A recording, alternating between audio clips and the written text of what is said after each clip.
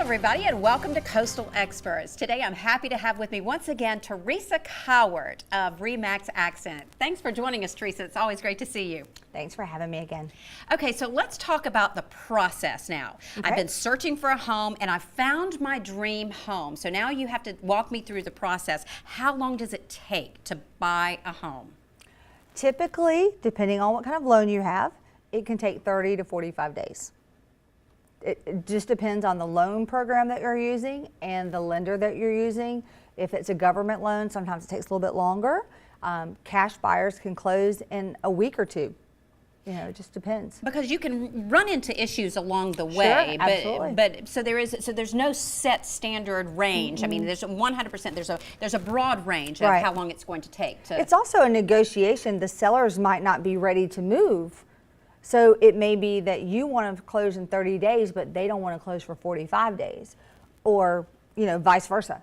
So it just depends on the whole entire deal. Because a lot has to happen for that deal to come together. Absolutely. What about when we're talking about closing? How soon can I close? As soon as the lender is done and can get it to the attorney, the title work can get done, you can close. So like I say, if it's a cash deal, the attorney does the title work and you can close.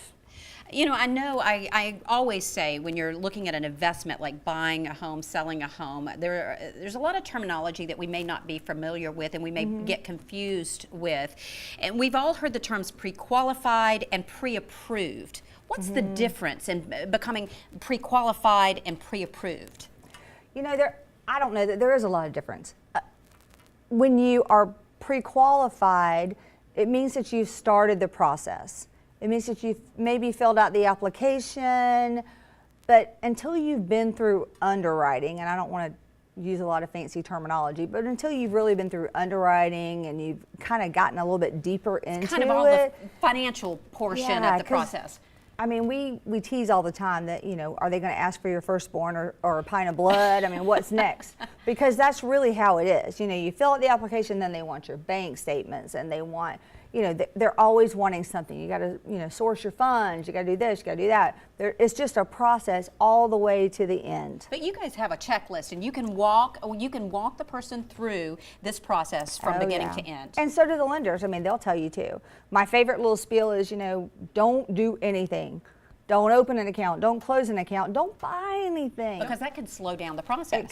It can mess up everything. So what are the advantages to becoming pre-approved? It gives you a stronger negotiating status. When you send in your offer with your pre-approval, if there's another offer coming in and they don't have one, it makes you look way more credible. Okay. It gives you more credibility.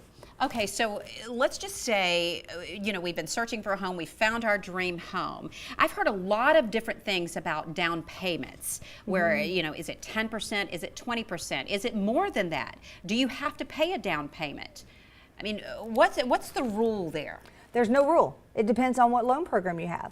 There are 100% loans, VA, 100% loan, USDA, 100% loan. There are things you have to have or be to qualify, you know. There are others, FHA, where it's a smaller down payment. Conventional can be 5%, 10%, 20%. It just really depends on what you want, how much money you have. How much do you want the mortgage insurance? Do you not want the mortgage insurance? Those are things that lenders talk to our buyers about. So it really comes down to the individual and what kind of situation that they're in. Absolutely. So what about home buying programs? Is that something that I should know about? The lender usually can talk to our buyers about that because there are programs for police officers and there are programs for military and doctors and nurses, and lots of different professions have programs that are geared towards them. Okay, so appraisals, because I guess during this process as well, you have to deal with, you know, having your home appraised and that kind of thing. Can you talk about that for just a minute and tell me exactly what does it mean when you get an appraisal? Anytime you have a lender involved, there's going to be an appraisal. The lenders they don't really get to pick the appraiser.